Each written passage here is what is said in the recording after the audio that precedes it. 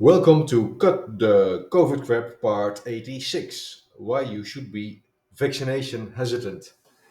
Yes, you should be vaccination hesitant. Um, I'll explain why. The term vaccination hesitant is being used by governments every now and then.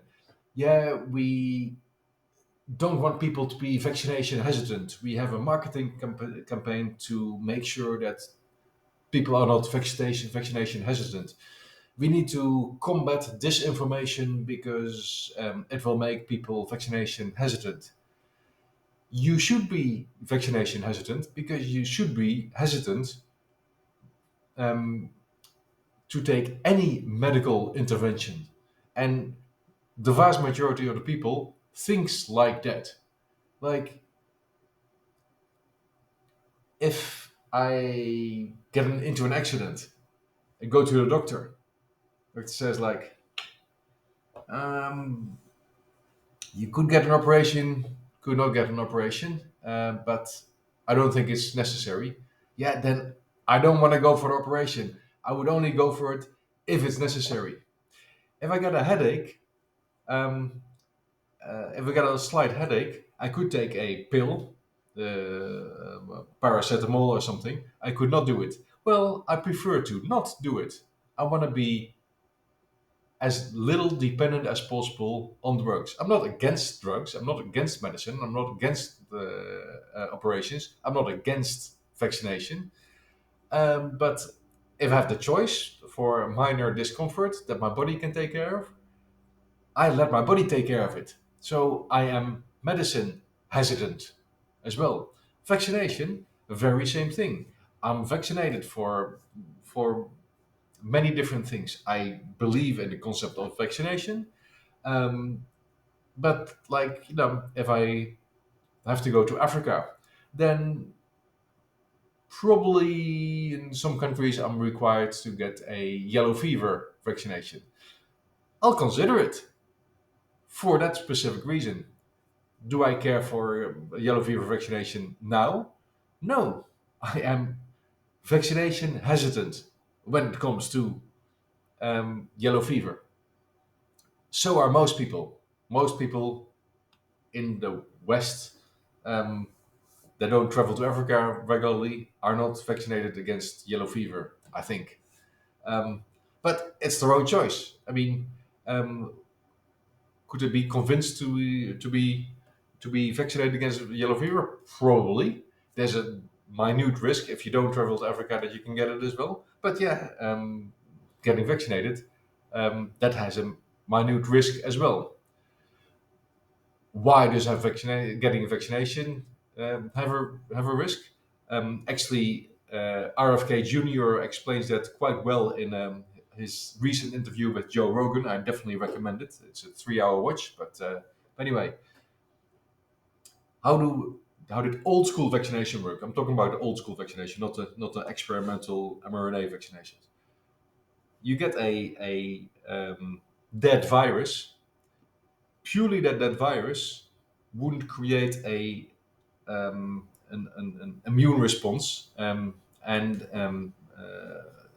that would do nothing basically. So what do they tend to do? They tend to add a adjuvant, as they call it. Um, so you get that virus plus the adjuvant. That used to be mercury in the past. That's more of a no-no, I think, these days. But it can very well still be aluminium.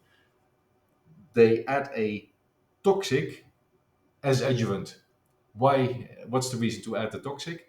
The toxic creates the other immune response, which is needed, and then because the autoimmune response is triggered and it attacks the both the adjuvant, let's say the aluminium, and also the dead virus, um, the the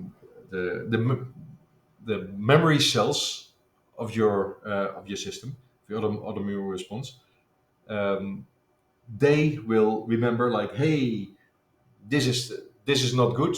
We're going to attack it. We're going to attack it in the future as well. So you get the aluminium that triggers the response, but the memory cells pick up both the aluminium and also the dead virus.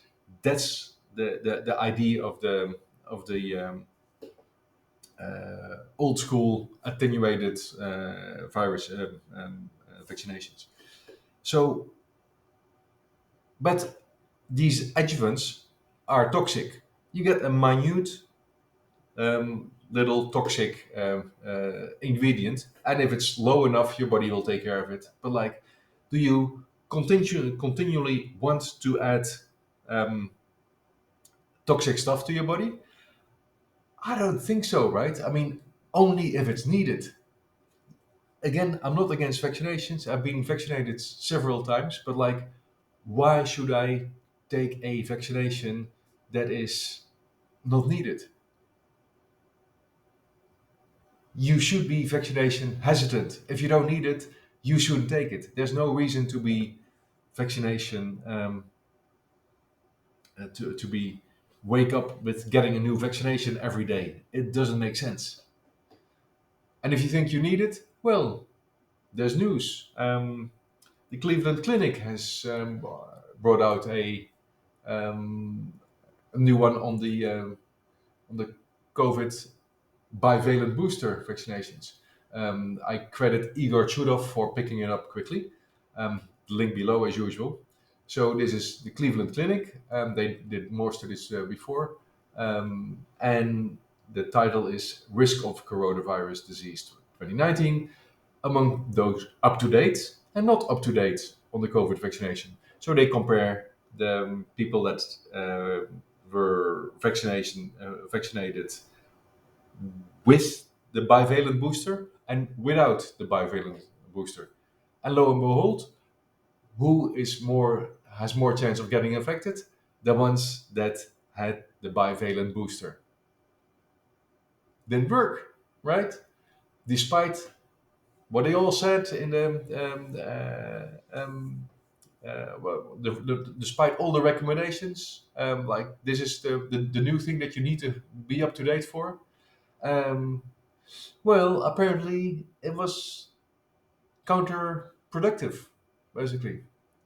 But most people went for it, or I wouldn't say most people went for it. That's a lot of people went for it um, because they believed the government narrative, or maybe they were forced to. Maybe there were mandates in different countries.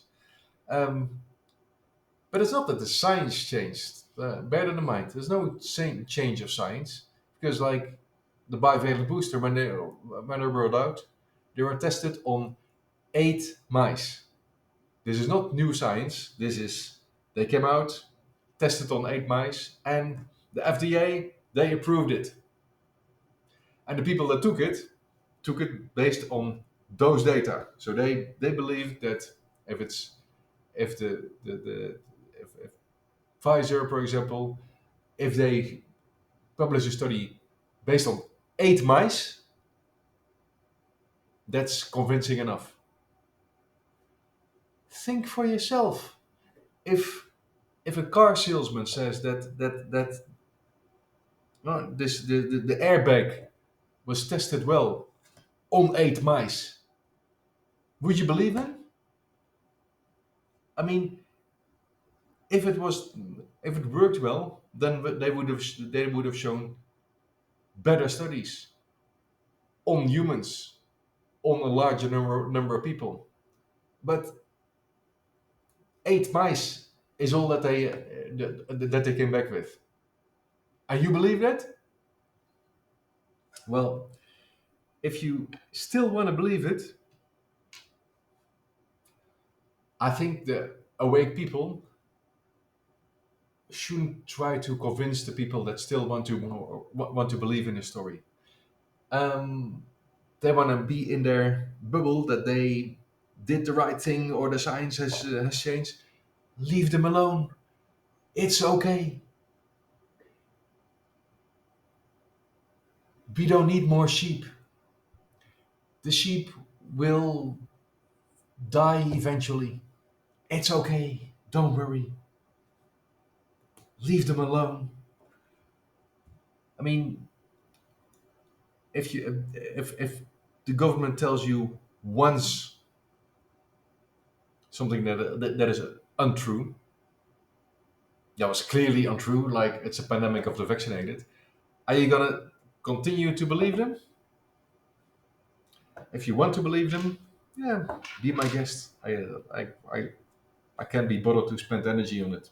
So anyway, I'll leave it at that today. Have a good weekend.